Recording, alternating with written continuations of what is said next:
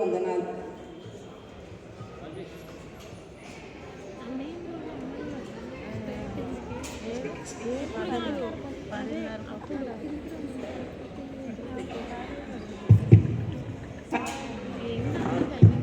Hi అండి. Hi Swathi. అమ్మ కూర్చో. ఎలా ఉన్నారా అండి?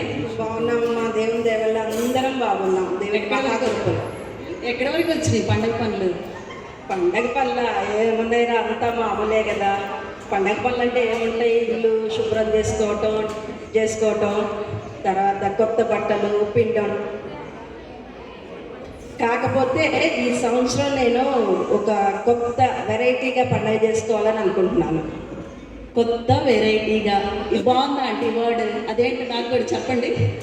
ఏం లేదురా, ఇప్పుడు మనము పండగ చేసుకోవాలంటే మన కొత్త బట్టలకు కానీ పిండంటులకు కానీ ఇల్లు సున్న వేసుకోవడం అన్నిటికీ ఖర్చు అవుతుంది కదా.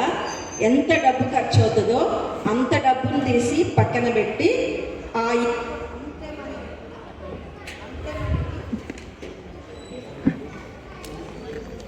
మన ఇంట్లో పండగకి ఎంత ఖర్చు అవుతుందో అంత మనీని తీసి అంతే మనీని పక్కన పెట్టి ఆ మనీతోటి అనాథ పిల్లలకి కొత్త బట్టలు స్వీట్లు పంచిపెడదాం అనుకుంటున్నా. ఇంకా ఈ సంవత్సరం చూసావు కదా, విపరీతంగా చలి ఉంది. ఎవ్వరు చలిని తట్టుకోలేదు. మనం ఇళ్లల్లో ఉండి రక్కులు కప్పుకొని స్వెటర్లు వేసుకొని చలిని తట్టుకోలేకపోతున్నామే. వీధిలో అడుక్కునే వాళ్ళు, స్ట్రీట్లో బెగ్గర్స్ ఉంటారు కదా, వాళ్ళకి కొంచెం దుప్పట్లు అవి కొని పంచుదాం అనుకుంటున్నాను. చాలా మంచి ఆలోచన అండి, నాకు చాలా బాగా నచ్చింది. మీలాగే నాకు కూడా చేయాలనిపిస్తుంది అండి. మంచిది నాన్న, ఎందుకంటే ఇట్లాంటి సత్క్రియలు మన దేవుడికి ఎంతో ఇష్టం. మనం చేసే ఈ సత్క్రియలకి దేవుడు మనకి బహుమానాలు ఇస్తాడు. ఇంతకీ నీ క్రిస్మస్ అంటే అది అర్థం తెలుసా? మంచి ప్రశ్న అడిగారా అండి. నిజంగా నాకు తెలియదా అంటే? తెలీదా? క్రిస్మస్ అంటే ఏంటంటే అసలు? క్రిస్మస్ అంటే ఏంటంటే క్రైస్ట్మాస్ అంటే క్రీస్తుని ఆరాధించటం. క్రీస్తుని ఎందుకు ఆరాధించాలంటే ఆయన దేవాది దేవుడైంది ఆ మహామహిమని విడిచిపెట్టి ఈ పాప పంకిలమైన ఈ భూలోకానికి పరలోకాన్ని విడిచిపెట్టి దిగి వచ్చాడు. క్రీస్తుగా అభిషిక్తుడుగా నశించిపోతున్న మానవులందరినీ రక్షించడానికి దిగి వచ్చిన దేవాది దేవుడే క్రీస్తు. అందుకు ఆయన్ని మనము ఆత్మతో సత్యముతో ఆరాధించాలి కదా. చాలా బాగా చెప్పారా అండి. ఇంతకీ అసలుకి రక్షణ అంటే ఏంటా అండి? అయినా యేసుక్రీస్తు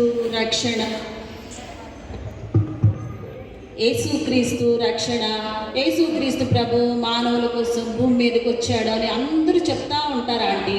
అసలు అట్లా అంటే ఏంటంటే నాకు తెలీదు. రక్షణ అంటే ఏం లేదమ్మా, మక్కులందరి పాపాల కోసము మానవుడు పాపాన్ని జయించలేకపోతున్నాడు. తండ్రి అయిన దేవుడు మానవులకి పదాజ్ఞలు ఇచ్చాడు, ఎవ్వరు దాన్ని పాటించలేకపోయాడు. రకరకాల నీతి విధులు ఇచ్చాడు, ఎవ్వరు దానిలో నిలవేయలేకపోతున్నారు.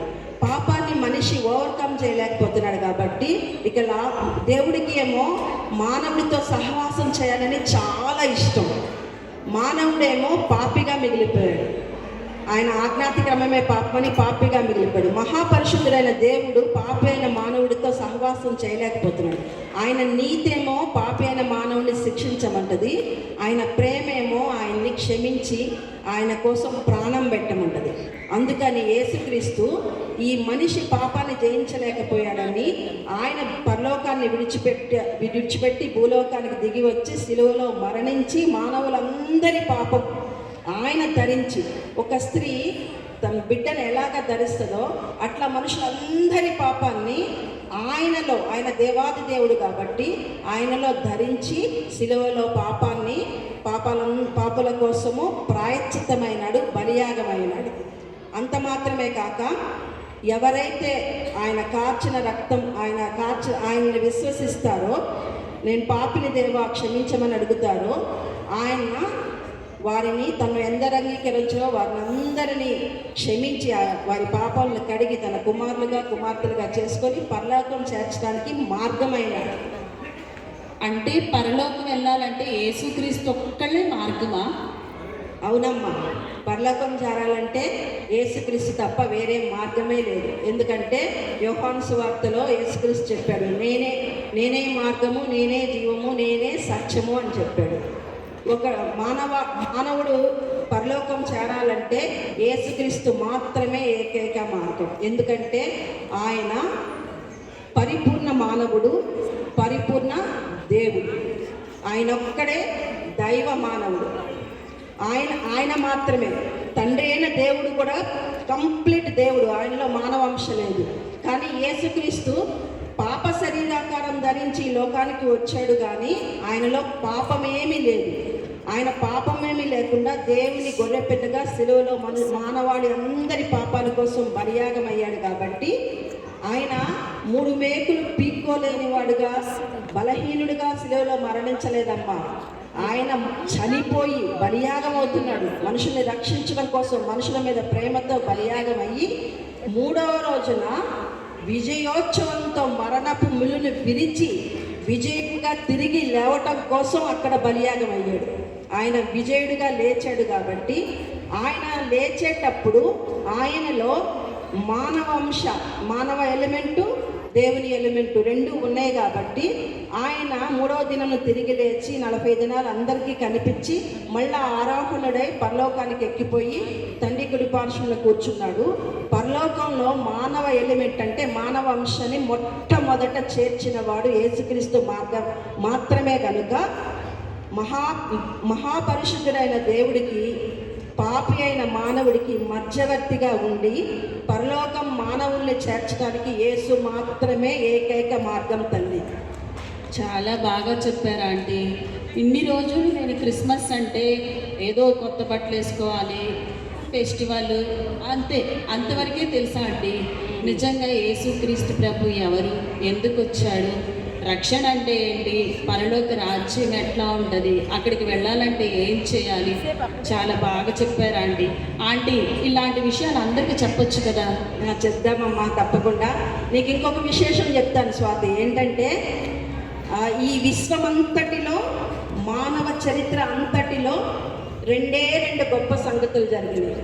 ఒకటేంటంటే దేవాది దేవుడైన యేసుక్రీస్తు శరీరధారిగా కన్యమర్య గర్భాన పరిశుద్ధాత్మ ద్వారా జన్మించటం, అదే క్రిస్మస్.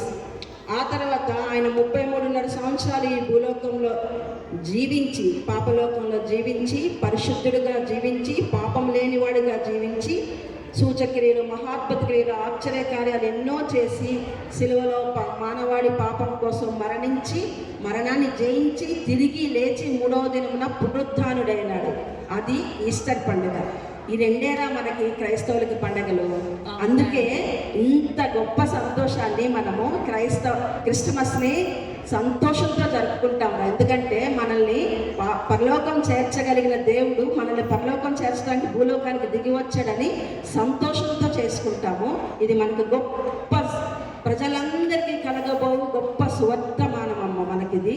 ఈ సంతోషాన్ని మనం మన అపార్ట్మెంట్లో ఉన్న వాళ్ళందరికీ పంచుకుందాం. పదండి ఆంటీ, వెళ్దాం. ఓకే.